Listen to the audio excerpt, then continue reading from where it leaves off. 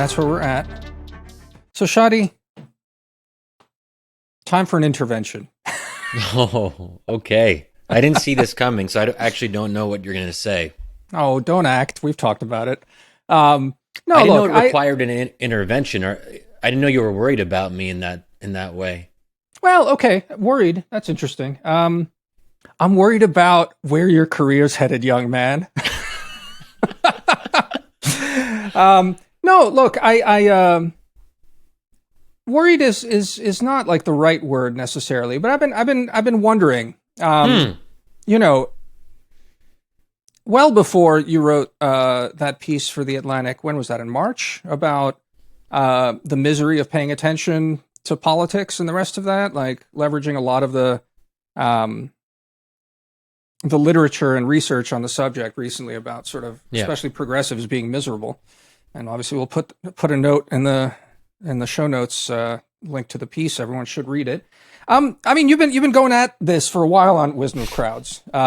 Most recently this week, about a certain kind of joy in being detached. And I'd be the last person to say that there is no joy in being detached.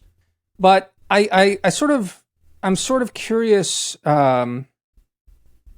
about whether you're, more than taking a break. Let's put it that way. That we've talked on the pod before. You've been reading happiness literature for a while and sort of trying to delve into that. I wonder the extent to which you really are trying to make like a full break from the world. And how much is it just sort of a period of exhaustion with politics and everything else that you just sort of pulled back a little bit and are taking a break? This is not to say like you're not working. Like, I mean, you're writing for the Atlantic. You just co-authored this important letter, joint letter about Tunisia. But I feel like this theme keeps coming back in a lot that you write. A lot for Yeah. Wisdom of Crowds. I feel like a lot of your Monday notes in the last 6 months or so have sort of fallen back on that. And I mean, Wisdom of Crowds is where we say what we want to say. But even in your other work, I mean, the Atlantic piece, for example, really jumped out at me that you're Okay, really so leaning into this. you are worried. This is actually a little bit more serious than I thought. An intervention, like I said. Okay, but can you maybe fair enough. I definitely have a lot to say on this, but can you maybe say more on what the concern is and what why is this potentially bad? Not that you're saying that, but there is obviously a note of concern and perhaps even confusion about what exactly is going on. Maybe just say a little bit more about that. I don't know. I haven't really thought that one through. I guess um it's a question about maybe about like,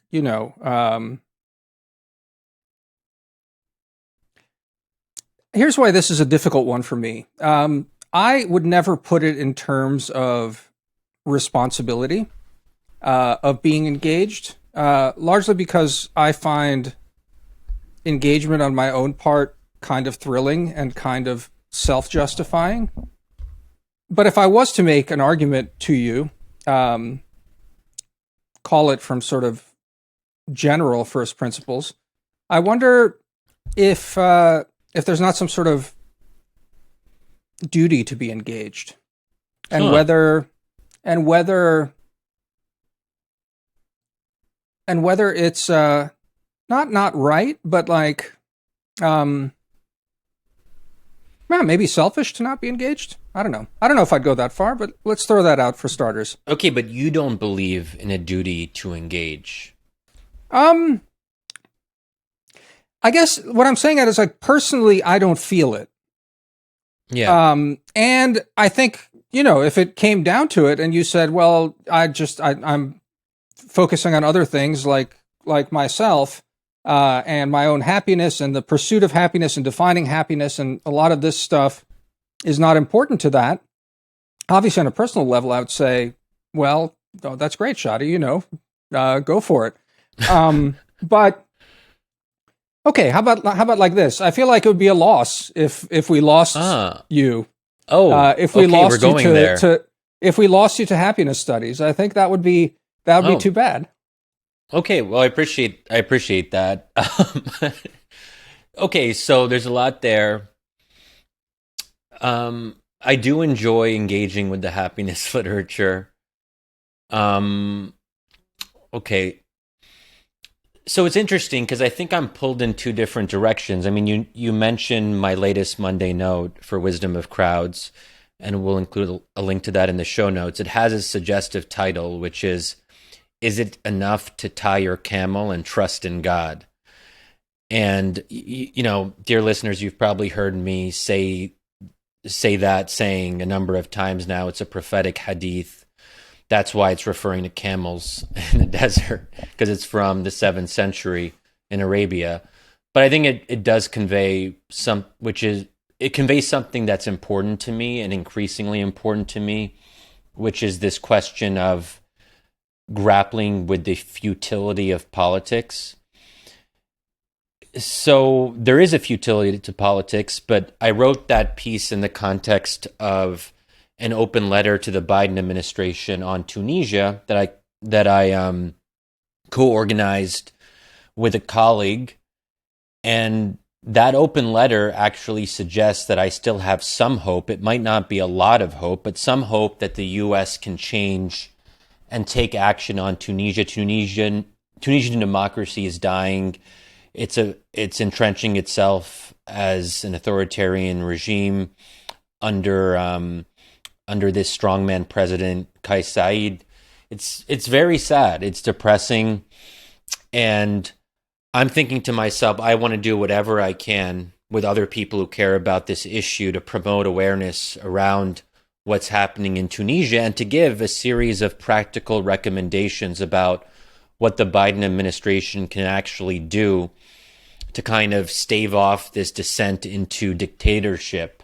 Because I think it'll be like, a moral stain on the Biden administration, but also it's going to consign millions of Tunisians to authoritarian rule for years, if not decades to come. I mean, one of my concerns is that once dictatorship entrenches itself, it's quite difficult to undo, and you have to wait for quite a long time, perhaps even a generation. And so there's a real human cost that we're talking about here. So that's the kind of background as to why I felt that I had to do whatever I could do, and that I did feel I had a kind of solemn obligation, even if it's not likely that the Biden administration will do anything in particular in response to the letter. Although we are engaging with folks in the administration, we are trying to actually push for positive change to the extent possible. So I feel like the fact that I did that just in the past few weeks, it suggests that I'm not completely withdrawing, right? True. I mean, I am True. doing something. I mean, right? So, like, the letter, and, No, I I'll think I also think the just, the letter was a hopeful sign. I mean, I tried to say that. it's a sign of life. It's a sign of life. But I've just noticed it in your writing. That's all. I just sort of wanted to prod you on that, like, and maybe just sort of get an answer whether you're how seriously you're taking this. Are you taking a break to recharge, or are you looking at this as a I mean, I sort of know the answer, but I sort of would like to draw you out on it. Yeah, look, well, I think that the open letter was important to me because I do sort of see it as a final effort. Oh, that sounds really okay. That sounds a little bit overwrought. See. This No, is what but I'm look, getting at. on Tunisia, this is probably the last major thing I'm going to do because, and I also don't want to be presumptuous about my own influence. Like, there's only so much I can do as an outsider. I'm not in government. Yeah. But there's also a question of a window of opportunity. I think give it 2 or 3 months, it's probably going to be too late on Tunisia. So I feel like those of us who care about the issue, we got to do everything we can now. We can't wait until like the summer's over, or people want to have fun and go to Italy or whatever, and then come back in September and re-engage on Tunisia. It might be too late then. Although I am going to Italy in August, but putting that aside, but So I just don't know what more I can actually do after this open letter. I mean, folks in the administration who work on this know my position. I feel like I've done what I can to convey my position to them. And I have some meetings in the coming weeks where I'll try to push it a little bit more.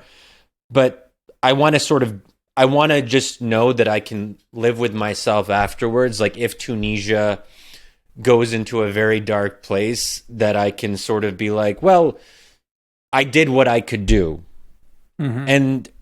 And then I can maybe this isn't about me. It's not about like living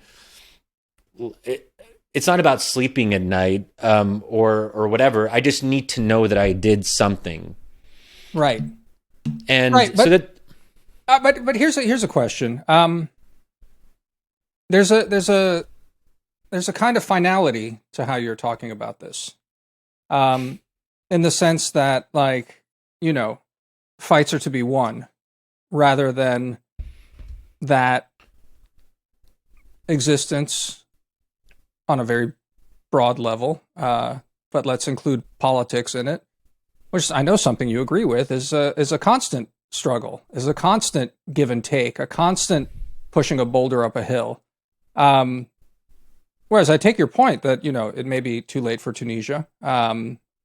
But is that, there's just there's a sense of fatalism to how you're describing it, in the sense that, and not just Tunisia, but like all of it, like, and your exhaustion with politics is sort of similar in that sense, which is just like the futility of politics you mentioned at the beginning as well. I mean, sure, it's always going to be futile. You're not gonna see the promised land. And I guess that's at the heart of the observations about progressives in your essay, is that, it's the promise of progress and progress denied that is so depressing. But isn't that like what's wrong about, that kind of teleological progressivism? exactly, which is why I'm sort of conceding the possibility of progress. Like it may or may not happen, and I can't hitch my future happiness or contentment or satisfaction to something I don't have much control over. I mean, this is the problem with progressives, as I discuss in the Atlantic piece, is when you make politics the overarching impetus of your life, and you make it into a calling, and you see it as this long struggle that you're a part of with other progressives, and progress doesn't happen, it's a recipe for disappointment. And the problem with progress is that there's no fixed way to assess it. The nature of progress is that it always wants more for itself. It always has to be in perpetual motion. So disappointment is baked into progressive thought. Yeah. You almost are supposed to be disappointed, because if you were content, then you would lose the urge to pursue progress, so if that Sure. makes sense. But Totally. so I just don't I don't want to live like that. But How do you think political engagement should work? I guess is my question. The premise behind, well, I'd argue, maybe you disagree with this, I would argue the premise of even your conception of minimal democracy is one where engagement by individuals is of paramount importance. Now, maybe you'd say that the engagement has to be driven by the hope of some kind of ultimate outcome of the better. Yet, you look back at history, obviously all fights are about something, and the stakes are about that one thing. And yet, what's important about well, what's critical for a democracy to succeed is continual engagement by citizens. That, in some ways, one might argue that a citizenry, never mind you, but a citizenry that were to take your stance on politics would disengage. And that's in many ways the end of democracy, no? Well, look, I mean, my Monday note with the camel thing suggests the opposite, right? Because I'm Yeah, not sure. saying just trust in God. I'm saying you got to go and tie your camel. Yeah. That we do have an obligation to do what we can, and to err on the side of doing more rather than doing less. In other Right. words, we can very well acknowledge the tragedy of our existence and say that after we tie the camel to the tree, someone else is going to come and cut the cord and steal the camel. Like, we don't have a lot of control over that. But I guess part of what I'm saying is that even if you think someone is going to take your camel or steal it or kill it or whatever, that doesn't negate the responsibility of tying it. We have to Right. do our part. And part of that, part of the reasoning behind that is tied to a kind of religious belief that the only way to properly trust in God is to show him that we've done what we can do. Right. And then in that sense, because we can't trust in God without doing that first step, because at some level he'll say or think, well, you didn't even try. Like, intention matters. And there's also another prophetic hadith that actions are judged by their intention. Islam is not a consequentialist religion. It's not an outcomes-based religion. It's an intention-based religion. Mm. So God has to see our intention, and then the rest is up to him. Now, let me get a little bit more specific as to like where I'm actually at in this in terms of my own life. You know, not to be morbid about it, but I'd probably mentioned this on a podcast before. I've certainly written about it on Wisdom of Crowds, which is we only on average have about 4,000 weeks to live. Mm-hmm. And there's a really good book about this by Oliver Burkeman called Time Management for Mortals, 4,000 Mm-hmm. Weeks to Live, or something to that effect. We'll put in the show notes. I'd highly recommend it. Now, I think this is important because we have to come to terms with our finitude, and that we can't do everything that we want to do, and we can't have it all. If we only have a limited time on this earth, we have to think very carefully about how we want to use it. And the more time we spend doing one thing, the less time we'll have doing another. There is usually a trade-off. Yeah, were you quoting Neil Ferguson on this about his family? Was that Neil Ferguson on Twitter? Oh, yeah, right. Okay. I was just reading a Neil Ferguson interview where he does lament the fact that in the 2000s, when he was a rising star at Harvard and he was writing these books that were quite successful and, you know, talking about them a lot and touring and all that, that he just regrets that he didn't have as much time to spend with his kids when they were young. And he says something to the effect that you can never get that time back.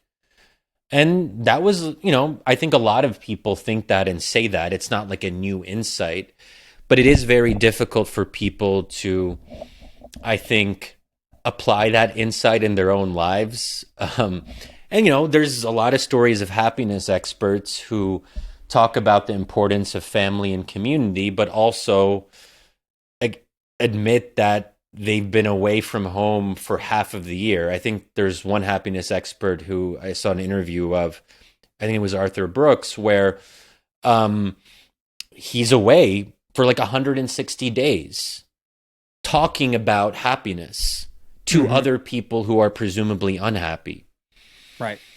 And he's telling them to focus on their family, but also, in some sense, lamenting the fact that he can't be with his family as much as he would like, in part because he's trying to help other people become happy.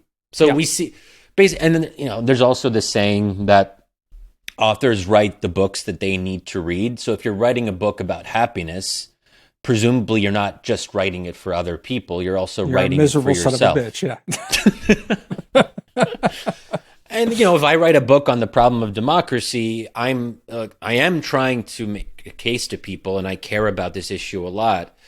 But I also struggle with these issues, and I have to persuade myself of my own opinion at some level, right? So anyway, where am I going with all this? This is just to say that something's got to give. So if I spend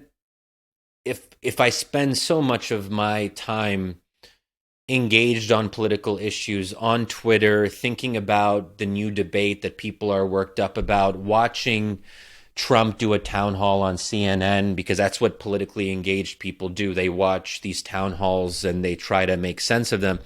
Like, all these things take up time. And I just don't know if I want to spend my time that way. Yeah. Which is not to say that I'm going to be disengaged. I mean, we relaunched Wisdom of Crowds because we believe in this, Yeah. and we want to share it with more people in the U.S. and also across the globe, and we're very serious about that. And so it's a different kind of engagement. I mean, what I want to do, like the legacy that I would want to leave, God willing, would be I want to help Americans and others change the way they debate and disagree and the way they understand their first principles, to kind of engage at that deeper level of, like, why do we believe what we believe? I mean, that is what animates us here at Wisdom of Crowds. That seems more important to me than persuading readers or listeners about a particular policy issue. And that just, it's also a different way, it's a different mechanism for change. To change policy, you have to be engaged with the policy apparatus, right? You actually have to engage with folks in government, with NGOs. You got to do some form of advocacy. It's just a different set of skills. I think that if you want to change the way people disagree and debate, you don't necessarily have to do that through the policy apparatus. You can do it by just talking to people and going direct to the source. And if I can change the way hundreds of people, if I can help change, I don't want to be too presumptuous here, but if I can help change the way hundreds, let's just start small, hundreds. Sure. Like, we obviously aspire to more than that because, our audience is larger, but even if it was just hundreds, that would be pretty amazing to change people's lives at that level. And they can then go and apply that to their own families, friendships, and communities. That's amazing. Sure. I know that's also, but I also know that people hear that and progressives hear that, and they think this is a major concession. It's an unacceptable concession to reality. Shadi is giving up hope in large-scale political change. That's what they might say. But that's not, I want them to push for that, but that doesn't mean that I have to operate on the same register as them. You know what I mean? I can do my own thing, and that has its own importance, and we're doing complementary things. Yeah, sure. That makes sense. Yeah, I guess, just from my perspective, we've gotten into this actually, or at least sort of brushed up against this in previous episodes where you challenge me and say something like, if you're not trying to change the world, what are you doing? And my answer was always like, yeah, and I guess that's why I'm more challenged to understand the disappointment, I guess, is what it comes down to. Because for me, engagement, I've said this before, it's always been more, how do I put it, sociological than political. Like, I'm just delighted to see what we human beings get up to in all of its, like, depravity, quite frankly, and then just sort of writing about it and observing it. That to me is fascinating. Like, yeah, but it's fascinating, but to what end? I guess I'd maybe just, I always push you on this, but why is that ultimately enough? Like, why is that important? Is it just that you enjoy it? Yeah, I think that's right. It maybe is, that's maybe enough, Now, again, like, enjoyment comes in different valences, I guess. It's, at my new gig at the Post, it's gratifying to sometimes imagine what the argument is and find someone to, like, who's on the same page to try and express it, and give them the opportunity to do it and help them express it as, clearly as possible. I suppose there's something that still doesn't resonate with me, and it's actually sort of a blind spot for me at the Post, which is, I've sort of always worked behind the scenes at these sorts of places, and I always find it really difficult to really imagine what kind of impact any one thing has. And as a result, like my sort of day to day on this stuff ends up being about finding what's interesting and assuming that other people will, if I've done my job right, to either write my own argument or get someone else's argument as clearly as possible out there, that will be interesting to someone else, and that is gratifying. I mean, just gratifying, personally gratifying. It's been really interesting at the Post for me to every so often grapple with the fact like how big the goddamn audience is of that place. So every so often I actually get sort of paralyzed about that. I was like, wait a second, like I'm doing this stuff about like, oh, here's something interesting, and then I just have to remind myself that it's not just me gratifying myself, but there are implications for arguments and stuff like that. But I try and fight that, quite frankly, because I think that maybe there's something about when you find yourself at a place with a lot of reach, that you start maybe over politicizing everything you do in a sort of way, and you sort of get caught up in the give and take of politics, and you end up seeing yourself as a political actor, which I've never really felt comfortable with the idea that the media should be that. And to be fair, I don't like what Trump did to America's media, because it transformed most of the sort of center and center-left media into activists.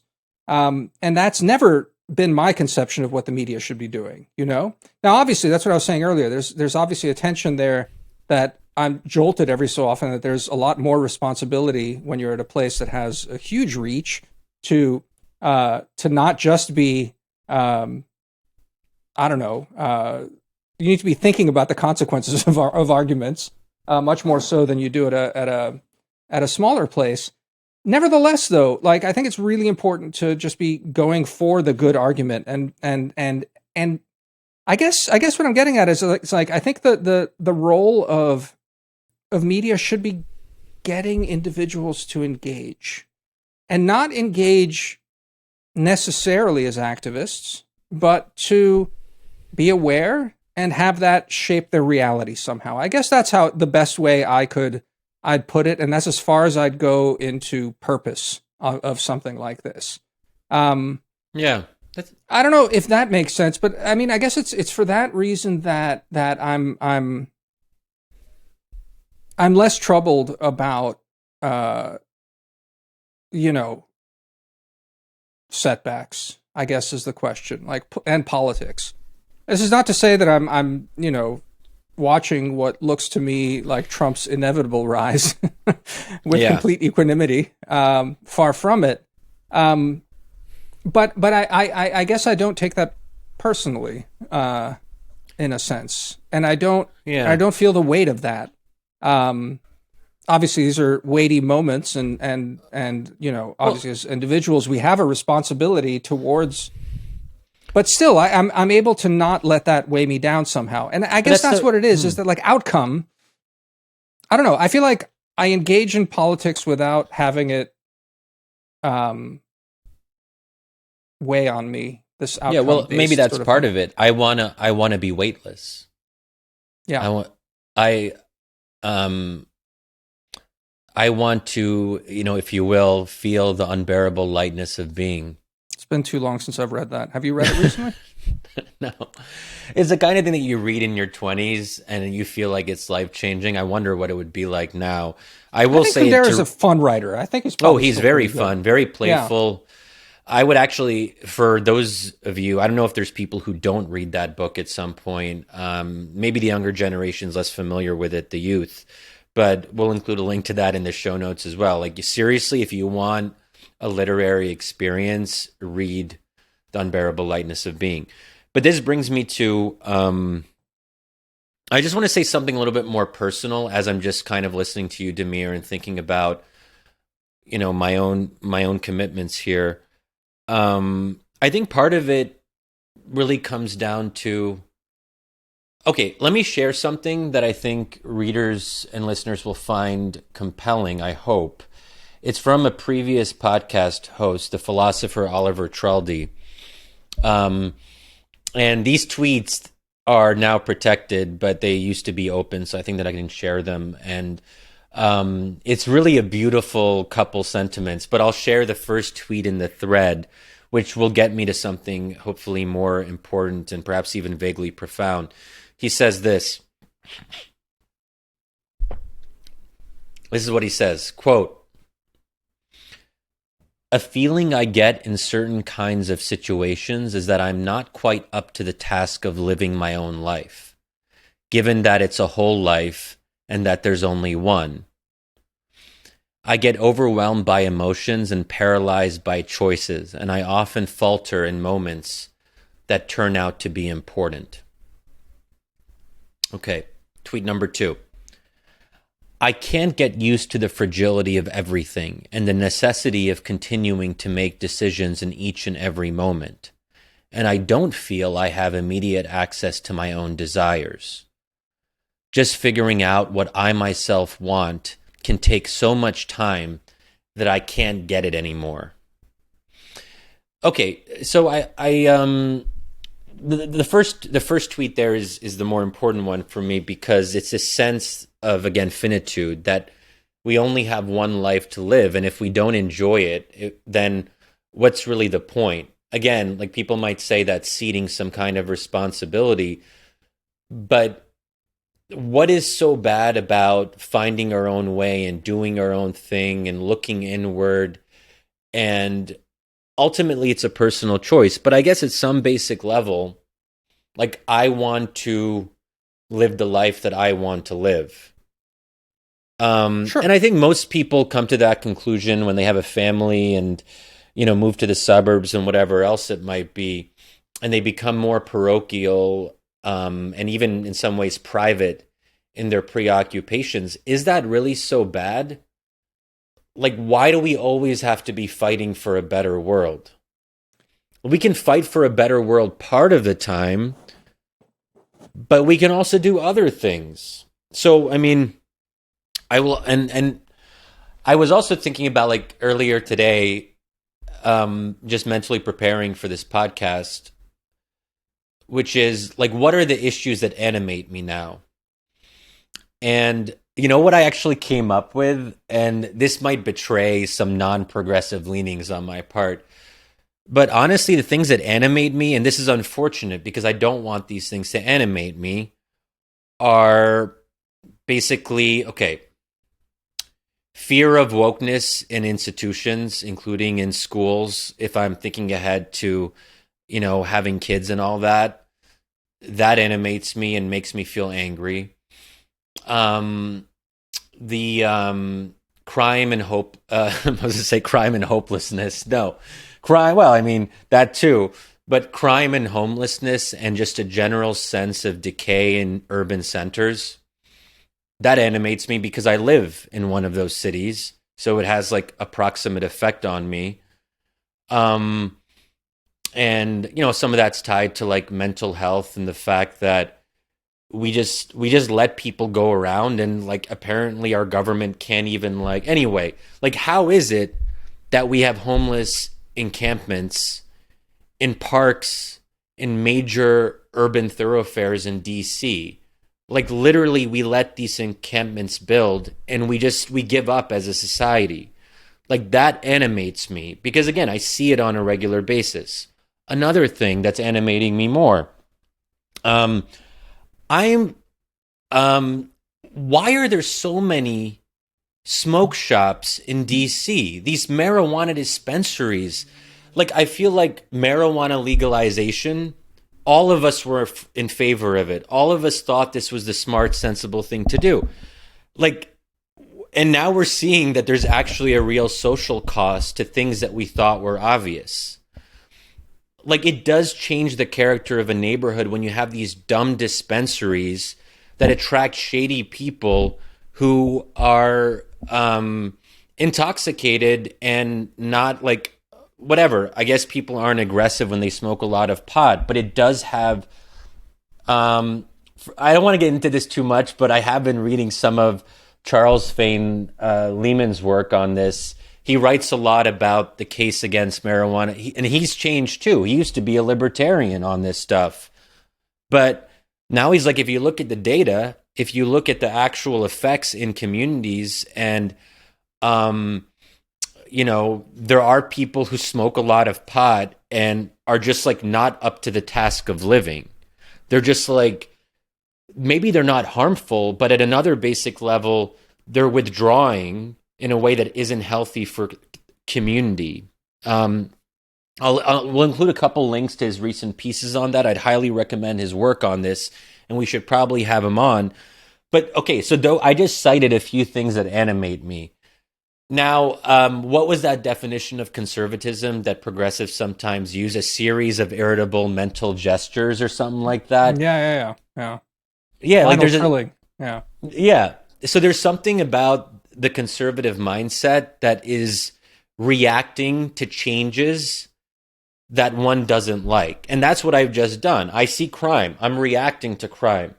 I'm reacting to these dumb smoke shops and this stupid smell of marijuana that I have to like put up with when I'm walking around the neighborhood. I'm exaggerating slightly for effect, just to convey this idea is that we do get to a point, I think, as we get older, on average, where certain things start to annoy us, and that starts to animate our politics. We're no longer thinking about some utopian outcome. We're thinking about how to forestall societal decay. And we see it around ourselves.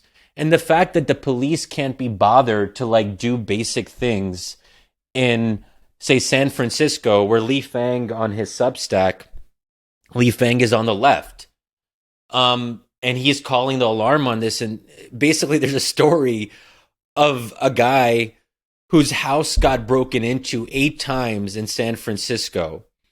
And the police just basically told him, listen, man, hire private security. Like, we can't, like, sorry, like, but this is the libertarian dream. This is the libertarian dream, right? Yeah. This is what Robert Nozick said that the state should operate. Like everyone like hires private security, and the monopoly on private security will end up being the state. Yeah. Anyway, go on. Yeah, but it's sort of like progressives also, like, there is this thing that if you're a progressive, you shouldn't complain about crime all that much, because the reason people commit crimes is because of the failure of the government to provide basic social services and to satisfy the needs of ordinary citizens. So we see this, we see shoplifting, we see crime, we see break-ins, and then the progressive response is, oh, let's have a more generous welfare state.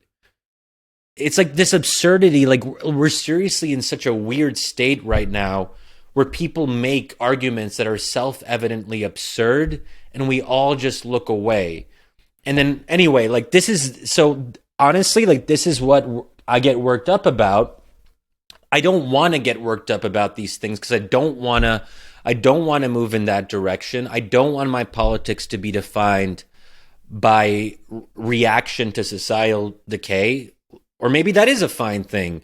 But it's just to say that those are much more, they're small scale, but they actually speak to something fundamental in our society.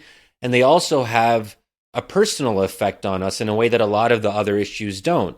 These are things that affect ordinary people who live in major cities, but we're looking away and we're afraid to say something about it because we don't want to be seen as racist, as if talking about crime is racist, when actually it's people of color who are most affected by crime in urban centers. So it's kind of absurd on that. But, you know, that's sort of like the fact that, like, if those trends continue, and if also, like, let's say, just to give one more thing to my litany, you know, if we also have like diversity, equity, and inclusion departments colonizing government bureaucracy and our military and our defense, our ability to defend ourselves at the highest level of government. Like, I don't want DEI to take over the American military, because then we're not going to be able to fight as effectively. Because the military shouldn't be about like institutionalizing wokeness. It should be about fighting.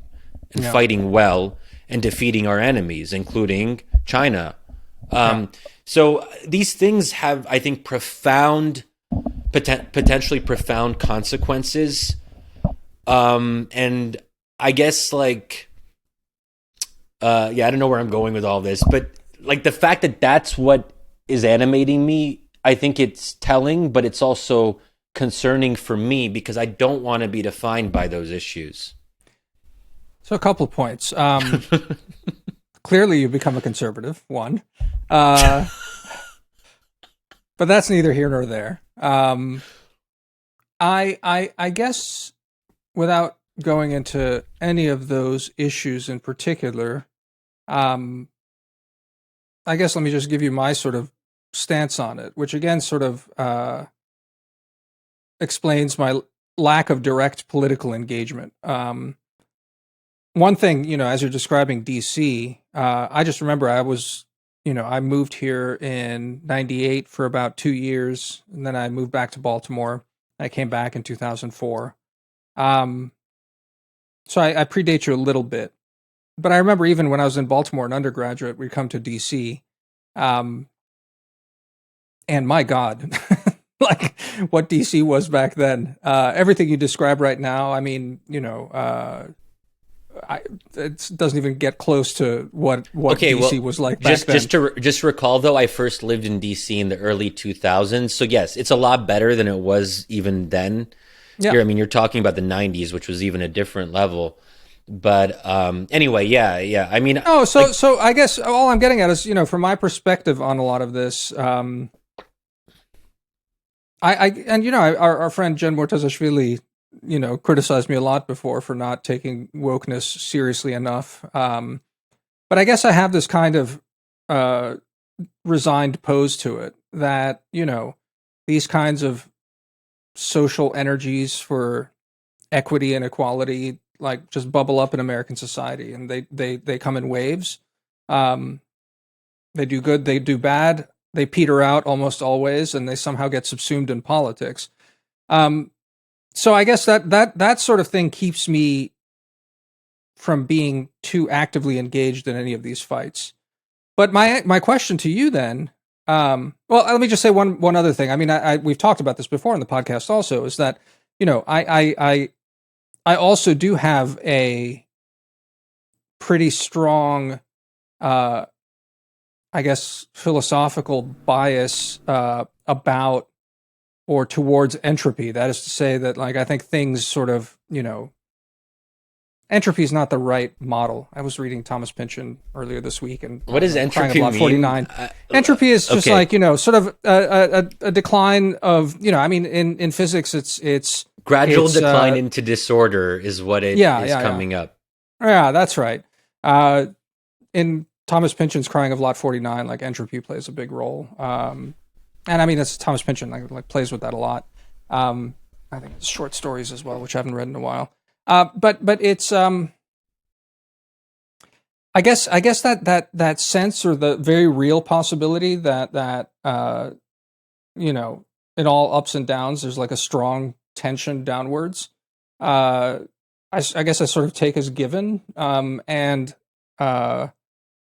it's always a delight to see that America doesn't succumb to that. Like, seems to somehow regenerate itself. Doesn't seem to. I mean, and it's turbulent and crazy. So I guess for all those reasons, I don't really get too worked up about any of this stuff. But my challenge to you then is like, sounds like apart from your shift to arch conservatism, it's also a shift towards local politics rather than international stuff, away from kind of the big ideas that arguably, the scale at which ideas transform the world. Um, I guess there's always an appeal that you'll be the next Karl Marx and your scribblings will actually really transform history. But, generally they don't work that way.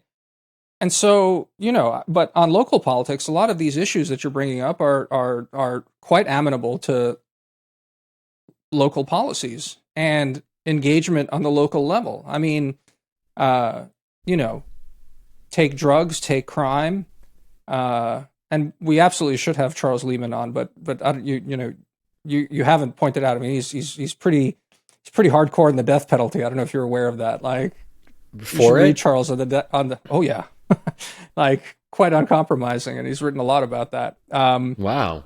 So plenty to talk to Charles if we decide we'd like to have him on. He's a really interesting and smart guy. But the question to you is it seems to me like you're just orienting towards local politics, and maybe it's even a balm to you because, or a potential source of feeling better because, unlike writing open letters to change the policies of an administration that has to, as you pointed out in your book, or at least claims it has to balance all sorts of interests as it's doing stuff, plus it's a huge bureaucracy, and how the sausage gets made is very difficult. And as you even alluded to here, you got to talk to civil society groups and other pressure groups to actually affect change. Local politics is very different. And especially in a small city like DC, right, we're a very small town. If you get engaged in local politics, you really can make a huge difference in all of these issues that seem to be occupying you. Like I said, Yeah, they don't keep me up at night, but like, if they keep you up at night, like there's a path well, they for don't. you. The thing is, they don't keep me up at night either. But there's also like, there's me, the writer, and the researcher, and I'm not interested in writing all that much about crime and DEI departments because other people can do it better. And there's also a smallness to it that I find a little bit off-putting. Like there's Shadi as an individual citizen, and I was just describing earlier that these things animate me. But that's different than saying that I want these things to be at the core of my writing and my thinking, which I don't want them to be. So I think that I can get involved in local politics as Shadi citizen, but that's different than Shadi author podcast host, right? So I want to, like, those are not going to be collapsed into each other, God willing, But I'll also say that there's another part of me when I think about the kind of society that I want to be part of, that I would want to build.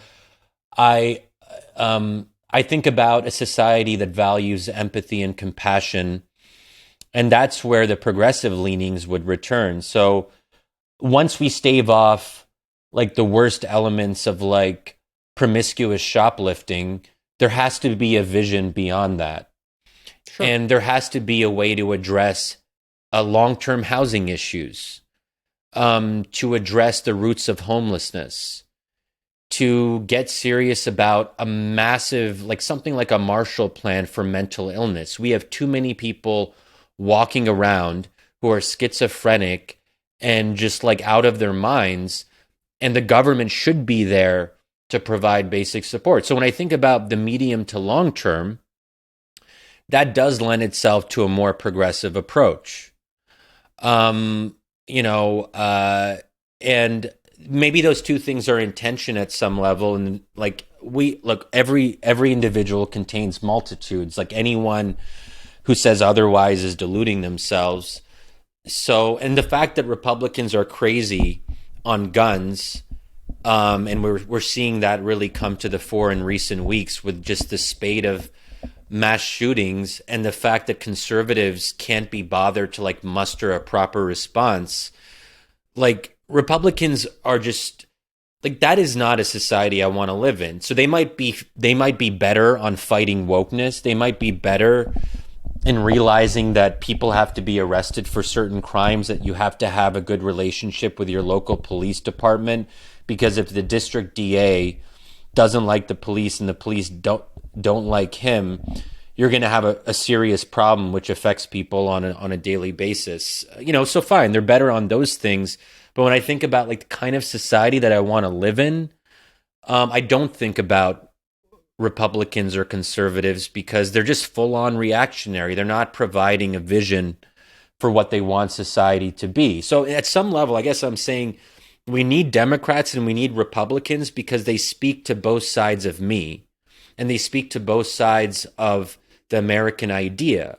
We shouldn't want to have permanent rule by the Democratic Party. I don't want, like, if I have to really be honest, I don't want the Democratic Party to win every single election on the presidential level, because But then that wouldn't be a democracy. Republicans presidential, have but to local. win.